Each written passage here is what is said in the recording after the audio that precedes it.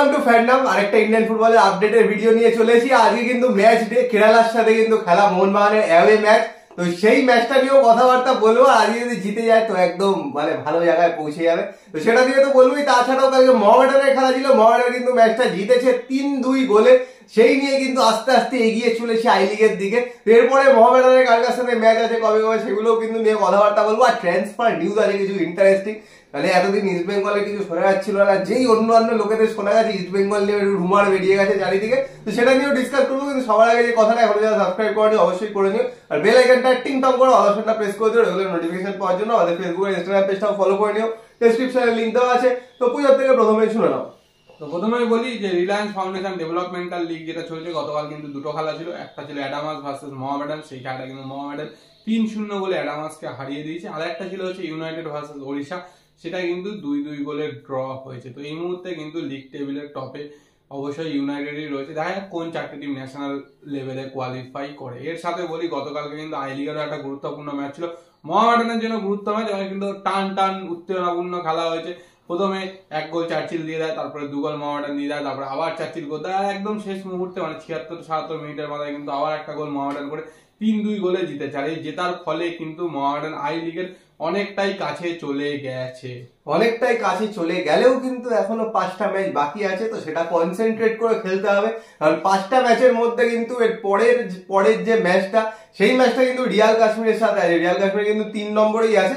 এই মুহূর্তে একটু স্ট্যান্ডিংসটা বলে দিই, মোহামেডান 19 ম্যাচে 44 পয়েন্ট, তারপরে কিন্তু শ্রীনিধি আছে 18 ম্যাচে 36 পয়েন্ট। যদি পরের ম্যাচ জেতে 39 পয়েন্ট হবে, তাও কিন্তু মোহামেডান থেকে 5 পয়েন্টের ডিফারেন্স থাকবে। আর যেটা প্রথমেই বললাম, মোহামেডানের কিন্তু এখনো 5টা ম্যাচ বাকি। আর তারপরে রিয়াল কাশ্মীর 18 ম্যাচে 34 পয়েন্ট আছে। এরপরে কিন্তু মোহামেডানের নিরোকার সাথে খেলা আছে, তারপরে যে রিয়াল কাশ্মীরের সাথে খেলাটা আছে ওটা কিন্তু জিততেই হবে, মানে সবই জিততে হবে মোটামুটি। পরের 3টে ম্যাচ যদি জিতে যায় তখন কিন্তু ধরে নেওয়াই যায় যে চ্যাম্পিয়ন হচ্ছে। তো কাছাকাছি কিন্তু পৌঁছে যাচ্ছে।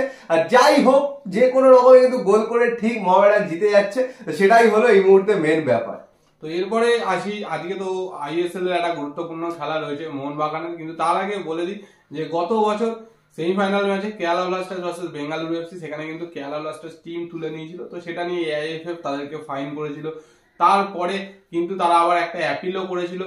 সেই অ্যাপিলের পরে যে রেজাল্টটা বেরিয়েছে, শোনা যাচ্ছে যে কেরালা ব্লাস্টার্সকে 4 কোটি টাকা কম্পেনসেশন দিতে হবে কিন্তু এআইএফএফ কে, এবং সেটা কদিনের মধ্যে এখনো অবধি যায় না, যতক্ষণ না সেই ভার্ডিকটা পুরোপুরি বাইরে আসছে।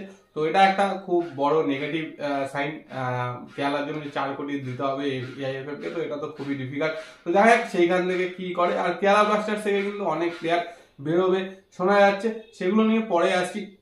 কেরালা ব্লাস্টার্স আবার কিছু প্লেয়ারকে নেবে, সেটা নিয়ে শোনা যাচ্ছে। তো সেই জায়গা থেকে বলে রাখি, আজকে কিন্তু কেরালার জন্য গুরুত্বপূর্ণ ম্যাচ এবং মোহনবাগানের জন্য তো খুবই গুরুত্বপূর্ণ ম্যাচ। মানে আজকের ম্যাচটা যদি জিততে পারে তাহলে কিন্তু শিল্ডের অনেকটাই কাছাকাছি চলে যাবে। আর যেহেতু অ্যাওয়ে ম্যাচ আর মোটামুটি ডার্বি জিতেছে, তো সেই জায়গা থেকে কিন্তু কনফিডেন্স যথেষ্ট ভালো। আর কেরালাও কিন্তু যথেষ্ট ভালো খেলছে, খুব একটা খারাপ খেলছে না। তো দেখা যাক কিরকম হয়, আর আজকে কিরকম টিম নামায়, কিরকম ট্যাকটিক্স খেলে, সেটাও কিন্তু একটা দেখা। স্ট্যান্ডিংস এর দিক থেকে দেখতে গেলে মুম্বাই আগের দিন যেহেতু জিতেছে, মুম্বাই 19টা ম্যাচ খেলে কিন্তু 39 পয়েন্ট, তো মুম্বাই এখন টপে আছে। মোহনবাগান 2টো ম্যাচ কম খেলেছে, আজকের ম্যাচ যদি জেতে আবার কিন্তু 39 পয়েন্ট নিয়ে টপে চলে যাবে, একটা ম্যাচ কম খেলে। আর কেরালার কিন্তু ফর্ম খুবই বাজে চলছে। লাস্ট 5টা ম্যাচের মধ্যে একটা ম্যাচ জিতেছে, 4টে ম্যাচ কিন্তু হেরেছে, কোনো ড্রপ রয়েছে সিন নেই, 4টে ম্যাচ হেরেছে। তো সেই জায়গা থেকে কতটা বাজে ফর্ম বুঝতেই পারছো। সেই কবে থেকে দেখছি 26 পয়েন্ট ছিল, এতদিনে 29 পয়েন্ট হয়ে যাবে। লাস্ট 5টা ম্যাচে মাত্র 3 পয়েন্ট পেয়েছে। তো কেরালার জন্য তো খুবই ইম্পর্টেন্ট। এবার দেখা যাক কেমন পারফর্ম করে কেরালা মোহনবাগানের এগেইনস্টে। যেটা বললো, মোহনবাগান কিন্তু ফুল কনফিডেন্স নিয়ে ফুল অ্যাটাকিং খেলবে এই মুহূর্তে, কোনো ডিফেন্স করার কোনো জায়গা নেই। আগে কিন্তু মানে লিগ শেষ হওয়ার আগেই 2-3টে ম্যাচ আগেই কিন্তু চ্যাম্পিয়ন হয়ে যাওয়ার চেষ্টা করবে। আর অবশ্যই আর দেখতেই পাচ্ছি যে জনি কাউকো বা দিমিত্রি পেত্রাতস এরা কিরকম ফর্মে রয়েছে, তার সাথে লিস্টান ফর্মে রয়েছে, মনবীর ফর্মে রয়েছে। তো সবাই কিন্তু ভালো ফর্মে রয়েছে। আর আজকে আগের দিন যেহেতু ডার্বিতে মোস্ট প্রবাবলি কামিন্সকে দিয়ে শুরু করেছে, আজকে হয়তো সাদিককে দিয়ে স্টার্ট করবে, কারণ দুজনকে কিন্তু অল্টারনেট করে স্টার্টিং করাচ্ছে। আর বাকি তো টিম মোটামুটি সেমই থাকবে। অভিষেক সূর্যবংশীর জায়গায় হয়তো চেঞ্জ করলে, সেই জায়গায় হয়তো খুব বেশি হলে দীপক টানিকে ইউজ করতে পারে। আর ডিফেন্সে তো সেরকম চেঞ্জের কোনো জায়গা নেই, মোটামুটি 3 ব্যাকে খেলছে। তো সেই 3 ব্যাকে কিন্তু খেলবে আনোয়ার ইউজতে আর সুভাশিস বোস।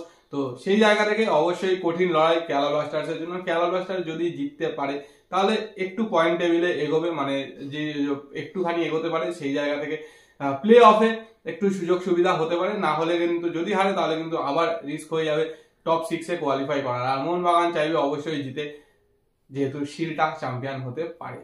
হ্যাঁ, তো এবার ট্রান্সফার নিউজে চলে আসবো। পুজোর কাছে প্রচুর ট্রান্সফার নিউজ আছে, কিন্তু তার আগে একটু বলে দিই যে কেরালার কিন্তু যে স্ট্রাইকার আছে দিয়ামেন্ত্রিকস, তার দিকেই নজর রাখতে হবে। কারণ মোহনবাগান তো ডিফেন্স ভালো করে, কিন্তু মাঝে মাঝে কিন্তু একটুখানি অফ হয়ে যায়, তো সেটা কিন্তু হলে চলবে না এই ম্যাচে। তো অবশ্যই দিয়ামেন্ত্রিকসকে একদম আটকে রাখতে হবে। অ্যাটাক নিয়ে কোনো প্রবলেম নেই, অ্যাটাক আলাদাই খেলছে এখন, ওপরে কিন্তু সবাই যাকে নামাচ্ছে সেই ভালো খেলছে, তো সেই দিক থেকে কিন্তু কোনো প্রবলেম নেই, কিন্তু ডিফেন্সটা কিন্তু সজাগ রাখতে হবে। ট্রান্সফার রিলেটেড যে কথাগুলো বললো, তো বলে রাখি ইস্ট বেঙ্গল রিলেটেড ট্রান্সফার সেরকম কিছু নেই। তবে যেটা শোনা যাচ্ছে যে কেরালা ব্লাস্টার্স থেকে কিন্তু জিকসান সিং বেরোতে পারে এবং মোস্ট প্রবাবলি কোনো একটা টিমে যেতে পারে। তো সেই জায়গা থেকে অবশ্যই মোহনবাগান চাইতেই পারে ওকে নেওয়ার জন্য, কারণ অসাধারণ একজন ডিফেন্সিভ মিডফিল্ডার, আর ইন্ডিয়ান ডিফেন্সিভ মিডফিল্ডার ওরকম পাওয়া গেলে তো যে কেউ চাইবে। বাট শোনা যাচ্ছে জিকসান সিং এর প্রতি নাকি ইস্ট বেঙ্গলও ইন্টারেস্টেড, কারণ যেহেতু এসিএল টায়ার 2টা খেলবে। বাট বলে রাখি যে জিকসান সিং এর সাথে আদৌ কথাবার্তা হয়েছে কিনা জানা নেই। তবে যদি জিকসান সিং না পাওয়া যায়, সেখানে সেকেন্ড অপশনও নাকি একটা ভেবে রেখেছে, সেটা হচ্ছে সুরেশ সিং ওয়াংজাম। সুরেশ সিং ওয়াংজামেরও নাকি তোমার বেঙ্গালুরুর সাথে কন্ট্রাক্ট শেষ হতে চলেছে, তো সেই সুরেশ সিং ওয়াংজামকেও নিতে চাইছে, এরকম কিন্তু একটা রয়েছে। এছাড়া আরো একজনের কথা শোনা যাচ্ছে, সেটা হচ্ছে রাহুল ভেকে। তো রাহুল ভেকে সেন্টার ব্যাক হিসাবে নিতে চাইছে, যেহেতু যথেষ্ট ভালো খেলছেন, মুম্বাইকে কিন্তু মুম্বাইয়ের ক্যাপ্টেন্সি করছে। তো বলে রাখি রাহুল বেকের প্রতি কিন্তু বেঙ্গালুরু ইন্টারেস্টেড রয়েছে, এরকম একটা শোনা গেছিল, বা আমরা যতদূর জানি মোস্ট প্রবাবলি এই সিজনের পরে যদি মুম্বাই ছাড়ে রাহুল বেকে, তো বেঙ্গালুরুর দিকে যেতে পারে। তো সেই জায়গা থেকে এই ট্রান্সফার গুলো আদৌ ইস্ট বেঙ্গল রিলেটেড হবে কিনা বা কিছু অ্যাডভান্সমেন্ট হবে কিনা কোনো আইডিয়া নেই।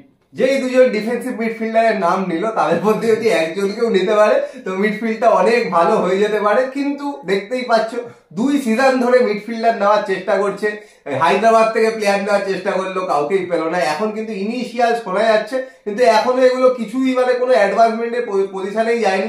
পরের সিজনে মানে এএফসি তে যাচ্ছে, তো সেই জায়গা থেকে এখন থেকেই কিন্তু টিম করা শুরু করে দেওয়া উচিত, কারণ এফসি কিন্তু অনেক আগেই শুরু হয়ে যাবে, সিজন শুরু হওয়ার আগে। তো সেই জায়গা থেকে করা উচিত, কিন্তু এখনো কিন্তু কোনো হেলদোল নেই। শোনা যাচ্ছে, তো হয়তো চুপি সারে করছে, বলা যায় না। তো দেখা যায় আস্তে আস্তে কি হয়, কিন্তু যদি এই দুজনের মধ্যে একজনকেও নিতে পারে, যথেষ্ট ভালো কিন্তু রিক্রুটমেন্ট হতে পারে।